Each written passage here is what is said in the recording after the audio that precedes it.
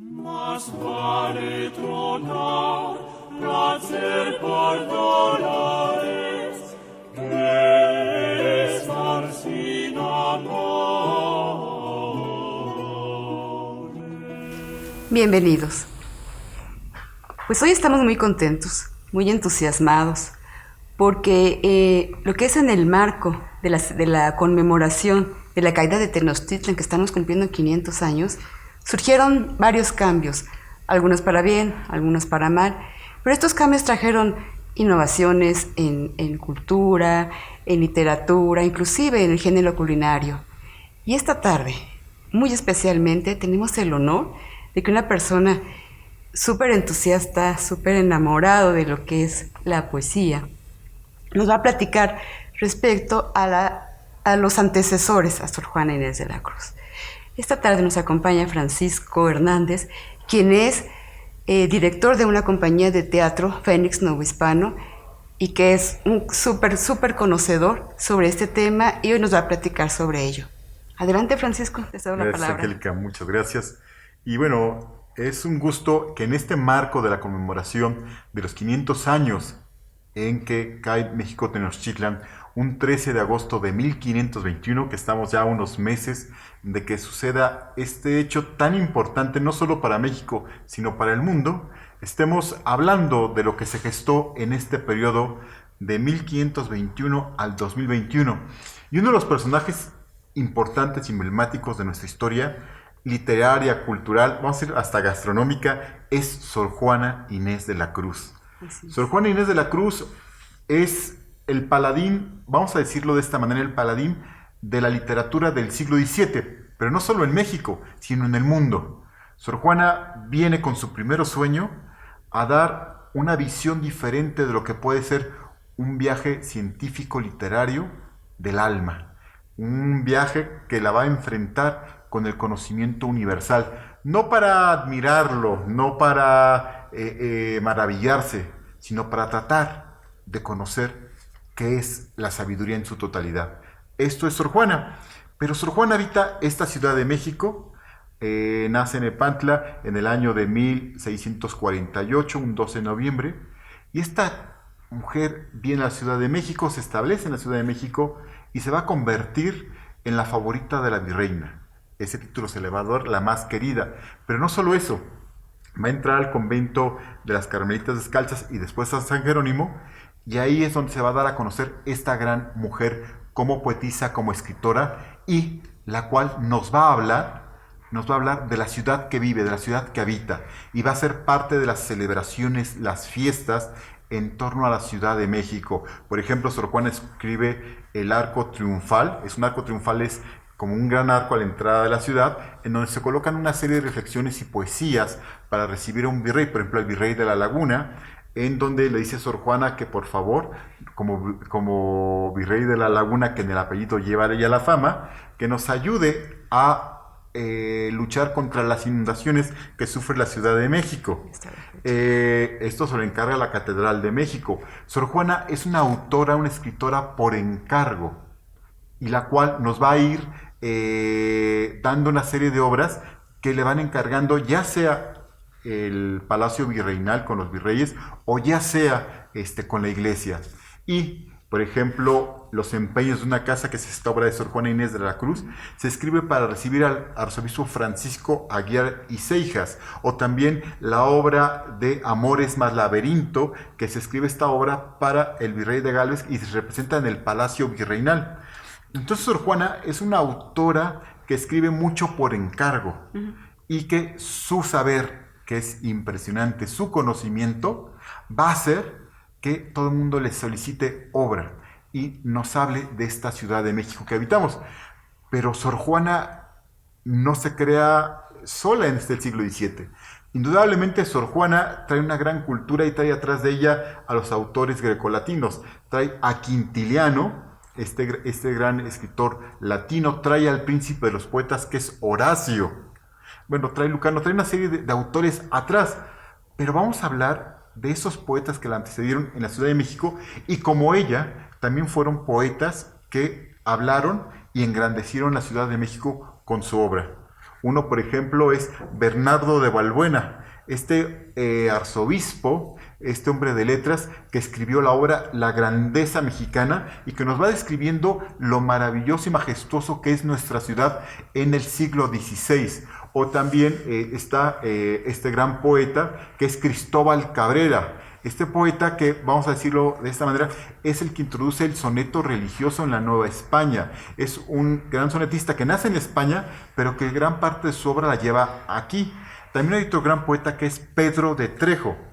Pedro de Trejo es un poeta que vive en la Ciudad de México, escribe poemas de letras humanas sobre la ciudad, pero también Pedro de Trejo tiene un altercado con su mujer, lo cual lo lleva a la Inquisición, y la Inquisición lo manda a que trabaje en trabajos forzados en los bajeles, y se pierde su historia de Pedro de Trejo. Otro gran autor es González de Eslava. González de Eslava es uno de los personajes más importantes en la literatura del siglo XVI en la Nueva España. ¿Por qué es importante? Él no nace en México. Él llega, vamos a decirlo, llega jovencito, hacia 1540 a la Ciudad de México, y se va a volver un protegido del arzobispo Pedro Moya y Contreras, el cual le va a solicitar escribir una obra de teatro para celebrar los desposorios espirituales entre el arzobispo y la iglesia mexicana, pero también para agasajar al virrey. Y esta obra se va a presentar en la Catedral Metropolitana, aquella catedral al año de 1573 que se va a empezar a destruir para construir la actual. Es el año en que está este cambio. Y ahí se le pide representar una obra para celebrar al arzobispo y al virrey. Imagínense ustedes, estaba el arzobispado de México, el cabildo de la Ciudad de México, el cabildo eclesiástico y el cabildo de la ciudad, ambos poderes reunidos ahí para ver una obra de teatro que había escrito González de Eslava. Pero tiene un detalle González de Eslava, tiene un sentido crítico que va a marcar nuestra historia en la literatura mexicana y en la vida política de este país. Y se le ocurre decir en un pequeño entremés de 15 minutos que a nuevo virrey, nuevos impuestos. No, bueno. Y entonces, bueno, como sabemos, siempre que viene un gobernante, siempre suben los impuestos. Y esto no fue la excepción. Dice esta frase en su obra, en nuestros entremeses, y esto le lleva a tener problemas no solo con la Inquisición, con el virrey, sino llega a oídos de Felipe II, el rey de España, en el cual dice, bueno, manda una carta, ¿cómo es posible que digan esto de mi enviado, ¿no? Es el enviado del rey, ¿cómo me ofenden de esta manera? Bueno, González de Eslava, se rompieron sus contratos que tenía con el convento de San Francisco, con el convento de Regina, y además sus obras se cancelan y se reúnen todas, y él se le lleva al potro de la Inquisición en el antiguo Palacio de la Inquisición, que es la famosa Casa Chata, y ahí se le sube el potro y se le castiga, para que no vuelva a ofender a los enviados de su majestad. Yo no sé si esto sea actual, si quien dice algo se le censure de tal manera, pero bueno, González de Eslava es uno de los grandes autores que anteceden a Sor Juana Inés de la Cruz y que ya está dando un testimonio de lo que es vivir en la Ciudad de México. Si Sor Juana nos habla de que la ciudad se inundaba y era un gran problema, bueno, González de Eslava nos habla de los problemas que tiene la ciudad en cuanto a los impuestos. Otro gran poeta, que es Francisco Terrazas. Francisco Terrazas es el primer poeta novohispano que nace en la Ciudad de México. Bueno, el primer poeta novohispano de la América que nace aquí. Y Francisco Terrazas será uno de los grandes poetas que tendrá también grandes problemas por ser gran poeta. Se conoce poco de su obra porque también los poetas no había mecenas como en la época de Augusto, en el siglo I, donde el mecenas, este hombre da un mecenazgo a Virgilio, a Horacio, para que pudieran publicar sus obras. Sor Juana también tiene sus mecenas, que son arzobispos y virreyes, pero esos poetas del siglo XVI no tienen un mecenazgo, entonces gran parte de su obra se perdió. Pero hay un libro que se llama De Varia Poesía, con B grande, y nos hablan de estos poetas, de la obra que nos queda de ellos. Y Francisco Terrazas está implícito en un problema en donde él y otros poetas escriben una serie de poesías a los mandamientos de Moisés, a la ley de Moisés, y esto les trae problemas con la Inquisición, y es por eso que sabemos de su presencia y de la obra de ellos, porque al ir a la Inquisición se levanta un acta y se levanta donde nacen, se levantan una serie de datos de su vida propia de estos personajes, por lo cual podemos conocerlos. Y esos personajes también hablan, por ejemplo, Francisco Terrazas habla de la ciudad y de la gran cultura grecolatina que tenía, pero también nos habla de la censura. El artista no se podía expresar de ciertos temas en la Ciudad de México en el siglo XVI. Bueno, estos poetas también son un ideario de la ciudad que vemos y que vivimos, desde el siglo XVI hasta el siglo XVII con Sor Juana Inés de la Cruz. Por ejemplo, hay que decir también que este poeta González de Eslava, en el año de 1564, tiene también el mismo problema que Terrazas, es censurado y se le conocen en los archivos de la Inquisición la censura en su obra. Igual, 10 años después, también va a parar al potro de la Inquisición. Entonces son una serie de poetas que vienen de España y otros, al excepción de Terrazas que nace aquí, que vemos cómo van hablando de su vida a partir de lo que están viviendo en esta Ciudad de México. Decía, por ejemplo, Francisco de Cervantes y Salazar, este gran humanista, este gran hombre de letras, que él dice que no viene al Nuevo Mundo por hacerse de tanta riqueza, sino viene a hacerse de riqueza, de la varia riqueza que es ver las cosas tan maravillosas que hay en esta tierra. Recordaremos que Sor Juana dice: en perseguirme, mundo, ¿qué interesas? ¿En qué te ofendo? Cuando solo intento poner bellezas en el pensamiento y no el pensamiento en las riquezas. Bueno, se me fue a mí un poquito el texto, pero no pienso poner las riquezas en el pensamiento, sino pienso enriquecer mi pensamiento. Esto mismo pensamiento de Francisco Cervantes de Salazar, de poner riquezas en el pensamiento. Y allí hablamos de una conexión entre vivir en la Ciudad de México. La Ciudad de México, estas nuevas tierras conquistadas por Hernán Cortés, son de una riqueza enorme, pero no solo en los metales, sino también en la riqueza de lo que hay aquí. 60, 70 lenguas en la actualidad se conservan lenguas mesoamericanas, se conservan aquí, pero imagínense en ese momento, cuando vienen los españoles, los frailes, viene Fray Bernardino de Sahagún, viene Motolinía, vienen todos ellos a aprender la lengua y a hacer las primeras gramáticas del Nuevo Mundo. Hay que recordar que Antonio Nebrija hace la primera gramática en el siglo XV sobre la lengua española, y es cuando se le da carácter a una lengua que tiene una gramática. Ahora aquí se hacen muchísimas gramáticas en el siglo XVI, pero esto no quiere decir que nos formamos de una gran cultura. Mientras los españoles tienen una gramática, aquí se hacen 10 gramáticas diferentes de las lenguas mexicanas. Y esto viene a enriquecer la cultura universal, viene a enriquecer también el lenguaje y la expresión que se tiene estos naturales con la lengua castellana. Yo por eso digo que México es el receptáculo de la cultura universal, donde se reúnen no solo todos los pueblos, sino todas las culturas del mundo, y donde surge no solo el mestizaje, sino también el mestizaje, como mencionabas al principio, alimentario. Ahora que están tan de boga en estos días los chiles en nogada, bueno, pues la pera, la manzana, pues nos viene de Europa, el chile de América. Entonces es un mestizaje en lo culinario, pero también en lo intelectual. Y México tiene una gran, vamos a decirlo, tiene una gran presencia de estos autores que son novohispanos por escribir, por vivir aquí, y que sienten los problemas de México para ellos también, y lo expresan en sus textos, en sus obras. Okay. Esto es lo que es el siglo XVI, y si vamos con Sor Juana del siglo XVII, hay una cosa que critica Sor Juana en el siglo XVII.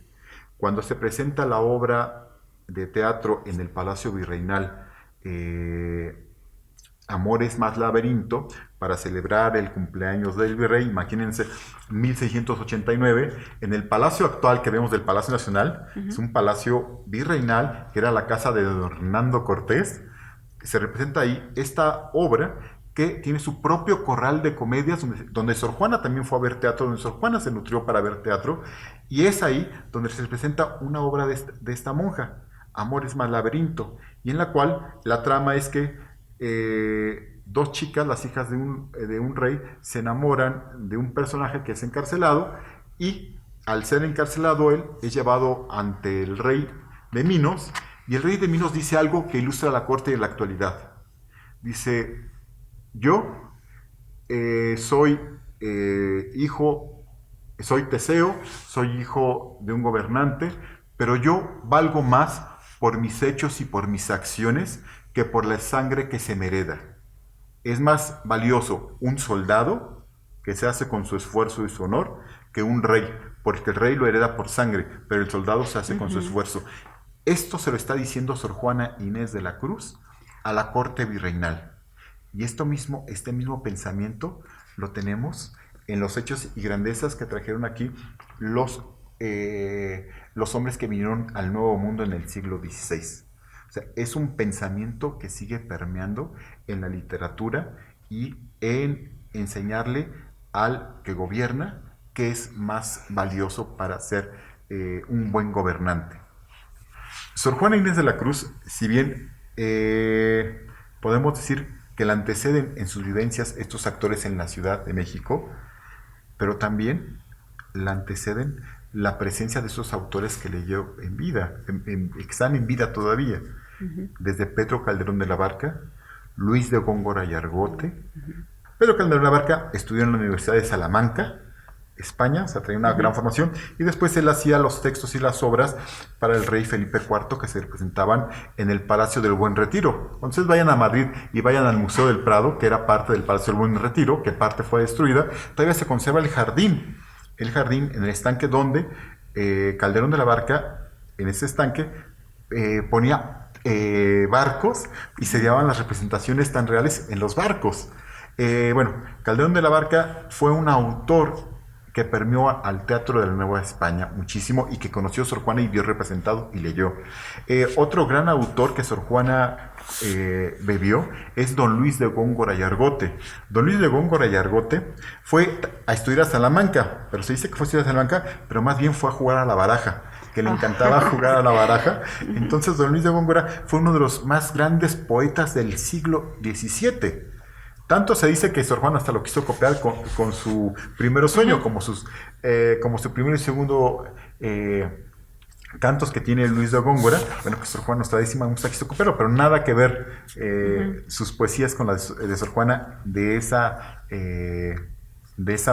manera, de ese peso que hace Sor Juana en cuanto a la reflexión del conocimiento del alma, al conocimiento que él hace sensible del mundo. Sor Juana Inés de la Cruz vio teatro en el Palacio Virreinal antes de ser Sor Juana Inés de la Cruz, de vivir con los virreyes, vivir en el palacio. Ella vio teatro, vio Calderón de la Barca, vio Francisco Rojas y Zorrilla, vio una serie de autores de las cuales ella se va a nutrir. Y también Sor Juana, hay que decirlo, ella es parte de su época, es parte de su mundo, por eso Luis de Góngora y Argote se permea de su poesía, se permea de Calderón de la Barca, que estudió en la Universidad de Salamanca, Lope de Vega, o sea, todos estos grandes autores son los que van a nutrir para hacer el teatro de la época de Sor Juana. Y hay otro personaje muy importante dentro de la literatura novohispana, dice Alfonso Reyes, que es nuestra primera voz universal, y me refiero a Juan Ruiz de Alarcón y Mendoza. Es uno de los grandes poetas que anteceden también a Sor Juana. Juan Ruiz nace hacia 1572, muere hacia 1639, y Sor Juana nace en el 48, son 9 años de diferencia, pero Juan Ruiz de Alarcón es otro de los grandes poetas que anteceden y que también en su obra nos habla de este Valle de México. Por ejemplo, viene Juan Ruiz en 1608, regresa a la Universidad de Salamanca, regresa de España y viene con el virrey Fray García Guerra y se desvía de la comitiva para ir al acueducto de Huehuetoca, que es donde se está buscando liberar a la Ciudad de México de las inundaciones y se está haciendo una de las grandes obras de ingeniería en la Nueva España en principios del siglo XVII. Bueno, y él nos comenta esto en una de sus obras. Bueno, Sor Juana es parte de este mundo, de estos autores y sus obras llegan a formar a la intelectualidad novohispano para la corte. Sor Juana es una autora de corte, no es una autora de corral de comedias. Sus obras se representan ante los virreyes y ante a las familias más nobles de la Nueva España, y también llega a representarse ante los reyes de España. En Mariana de Austria tiene el gozo, voy a decirlo el gozo porque se representa la segunda celestina de Sor Juana para celebrar su onomástico de la reina Mariana de Austria en España. Entonces Sor Juana es una autora que permea y forma el pensamiento de su mundo. Oye, Francisco, perdón que te interrumpa, yo tengo una duda. Si Sor Juana estaba enclaustrada, sabemos que estaba ahí en el convento de San Jerónimo, entonces nunca pudo asistir a sus obras, a sus premier, por decirlo de alguna manera. No, Sor Juana no porque tenía votos de clausura, entonces ella no puede asistir a ver sus obras de teatro.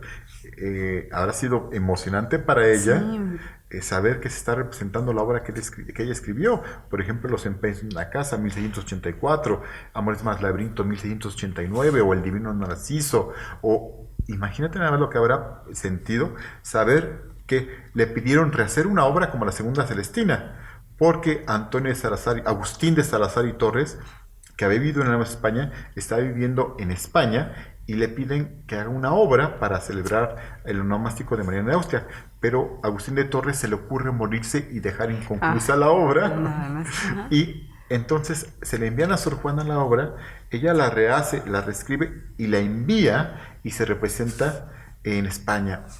¿Qué habrá sentido esta mujer que su teatro, sus obras se representaran en España y en México? O que también que en los arcos triunfales de entrada del virrey de la Laguna se leyeran sus versos para recibir a un virrey, o sus villancicos se cantaran en la Catedral de México y en otras catedrales de América, porque se volvieron muy famosos sus villancicos de Sor Juana Inés de la Cruz. Entonces Sor Juana no pudo haber asistido, sí, ¿verdad? Pero sí pudo, creo yo, haber degustado de alguna manera que su obra tenía gran presencia en todos esos espacios de poder. Ok, sí, me queda claro. Sí, eso me hacía mucho reflexionar y pensar. Sí, Sor Juana, bueno, es una mujer que lo único, alguna vez comentamos, es que lo único que escribió ella para sí misma, tú lo sabes muy bien. ¿Un papelillo? Un papelillo que se llama Primero El Sueño. Dice El Sueño ahí en el texto. Después, cuando se publica, le ponen Primero Sueño. Pero fue lo único que hizo por iniciativa propia. ¿Y qué iniciativa tan fuerte haber escrito El Primero Sueño? El poema intelectual más importante del siglo XVII y único en su género, escribir ese texto. Pero bueno, esta es la Sor Juana del siglo XVII, que se nutre de toda esta cuenca de la ciudad y que nos habla también en sus poesías, junto con aquellos otros poetas que la antecedieron, sobre lo que es vivir en la Ciudad de México en el siglo XVI y en el siglo XVII. Y en la actualidad nos seguimos inundando. Todavía. Sí. Pues sí. Y Sor Juana, y el tiempo de Sor Juana, está marcada por un poema, no de ella, por un texto de una obra de teatro, que es la de La vida es sueño, y lo dice Segismundo, este gran personaje, la obra de donde la Barca. Y bueno, lo voy a decir para que entendamos más toda esta atmósfera de que el hombre novohispano, el hombre del siglo de oro, viene a este mundo a representar. Y queda muy bien definido con ese texto que voy a decir, que dice: es verdad, pues reprimamos esta fiera condición, esta furia, esta ambición, por si alguna vez soñamos. Y si haremos, pues estamos en mundo tan singular, que el vivir solo es soñar, y la experiencia me enseña que el hombre que vive sueña lo que es hasta despertar. Sueña el rico con su riqueza que más cuidado le ofrece, sueña el pobre que padece su miseria y su pobreza. Y en conclusión, todos sueñan lo que son, aunque ninguno lo entiende. Yo sueño que estoy aquí, de estas prisiones cargado, y soñé que en otro estado más lisonjero me vi, que es la vida una sombra, una ficción, y el mayor bien es pequeño, que toda la vida es sueño, y los sueños, sueños son. Esto nos engloba, nos enmarca cómo se vivía la época de Sor Juana. Vinimos a representar, y bueno, esto es el gran, vamos a decirlo, el gran padre de la literatura en España. Y Sor Juana de nosotros, Claro. de la literatura mexicana. Tú te sabes por ahí, bueno, creo que tienes por ahí un soneto que te Sí. encanta, que te gusta Sí, mucho sí. de Sor Juana. Hay un soneto que yo le he agarrado ya mucho cariño, y me gusta mucho leerlo. Ojalá me lo aprendiera de memoria y decirlo tan bonito como tú los dices.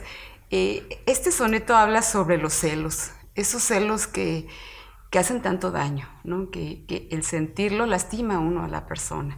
Y que a veces, aunque por más que tú le digas y le expliques a la persona que te crea, pues no es así y finalmente se lastiman.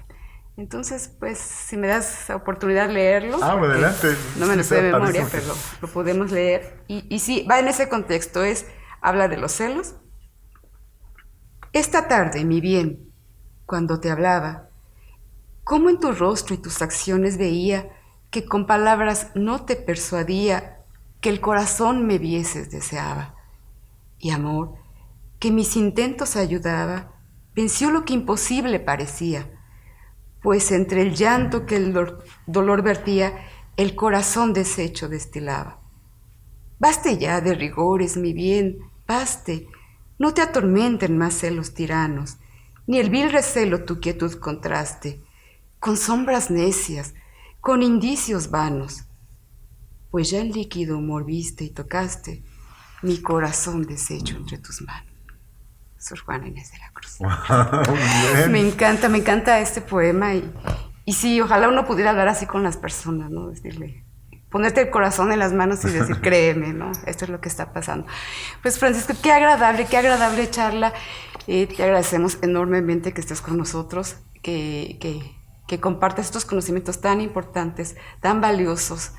Se ve que sí eres un apasionado de la vida de Sor Juana, de la poesía, y pues esperamos que no sea el primero, que no sea el único, más bien que sea el primero de muchos más. Y pues antes que nada te agradezco a ti, agradezco al público que nos haya escuchado y pues estamos puestos para la próxima. Muy bien, pues muchas gracias y qué padre poesía, como lo declamaste muy bien. Y bueno, Sor Juana, si decía Calderón de la Barca que es más universal en lo que vive la humanidad, Sor Juana lo reduce con este soneto a una pasión tan íntima y tan particular de una relación de pareja. Oye, muy padre. Sí, me encanta. Muchas gracias y bueno, No, gracias a ti. esperamos que volver pronto y seguir compartiendo con todos ustedes esta pasión por lo barroco, así como estamos creo que en un fondo virtual. ¿De qué lugar es este? A ver si pueden comentarlo, dónde estamos, que es una de las bibliotecas más importantes de la América. Así es. Esta biblioteca que tiene creo que 50,000 ejemplares, empezó con 4,000, pero ahora tiene 50,000 ejemplares del periodo barroco. Pero bueno, pues muchas gracias, Angélica. No, gracias Muchas a ti, felicitaciones. gracias a ti, gracias a ustedes.